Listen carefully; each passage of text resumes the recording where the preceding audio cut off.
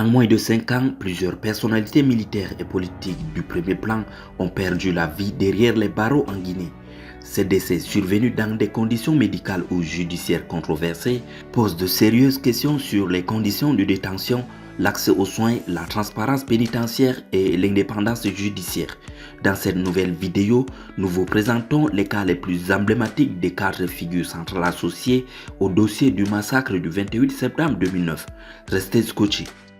Le général Sadiba Coulibaly, ancienne figure centrale du parti CNRD et ex-chef d'état-major général des armées guinéennes, le général Sadiba Coulibaly incarnait jusqu'en 2023 l'un des piliers sécuritaires du régime issu du coup d'état de septembre 2021. Sa chute brutale puis sa mort en détention moins de 3 semaines après son arrestation continue d'alimenter interrogations et controverses en Guinée. Le 4 juin 2024, le général Sadiba Coulibaly est arrêté par les autorités militaires. 10 jours plus tard, il est jugé et condamné à 5 ans de prison par un tribunal militaire pour désertion à l'étranger et détention illégale d'armes. Cette condamnation marque une rupture spectaculaire pour celui qui fut longtemps considéré comme un proche du pouvoir militaire ayant à sa tête Mamadi Doumbouya. Le 22 juin 2024, il meurt en détention dans un lieu tenu secret selon ses avocats qui affirment n'avoir jamais su où il était incarcéré. Le rapport d'autopsie évoque un arrêt cardiaque provoqué par un psychotraumatisme et un stress prolongé, selon le communiqué officiel.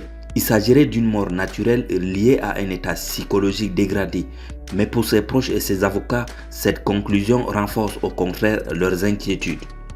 Le colonel Claude Pivy, ancien ministre chargé de la sécurité présidentielle sous le régime du capitaine Moussa Dadi Camara, le colonel Claude Pivy avait été condamné à la perpétuité en juillet 2024 pour crimes contre l'humanité liés au massacre du stade de Conakry. Il était accusé d'avoir exercé une responsabilité de commandement dans la répression sanglante de manifestations du 28 septembre 2009 au stade de Conakry. En cavale après une évasion en 2023, il est finalement arrêté à la frontière libérienne en septembre 2024, puis extradé vers Conakry où il purgeait sa peine à la prison de haute sécurité de Koya.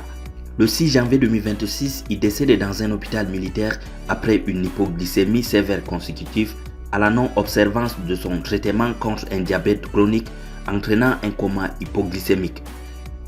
Célestin Pépé Bilivogui, le colonel officier supérieur, avait été enlevé le 8 novembre 2023 par des gendarmes, 4 jours après sa radiation dans le contexte de l'évasion spectaculaire de Dadi Camara et de Claude Pivy de la prison centrale de Conakry. Pendant près d'1 an, sa famille reste sans nouvelles jusqu'à ce que son corps soit présenté à son épouse à la morgue d'un hôpital en Guinée le 25 septembre 2024. Aucune explication officielle n'a été fournie sur le lieu de sa détention, les circonstances de sa mort et les causes exactes de son décès. Les avocats du colonel ont dénoncé un enlèvement et exigé une autopsie, ainsi que l'ouverture de poursuites pour séquestration et homicide. Plusieurs organisations civiles ont également dénoncé une violation flagrante des droits fondamentaux et une pratique répétée de rétention des corps par les autorités. Aboubakar Sidiki Toumba Diakité, ancien aide de camp de Moussa Dadi Camara et figure clé du procès historique ouvert en 2022 sur le massacre du stade du 28 septembre 2009, Toumba Diakité avait été condamné en juillet 2024 à 10 ans de prison pour crimes contre l'humanité.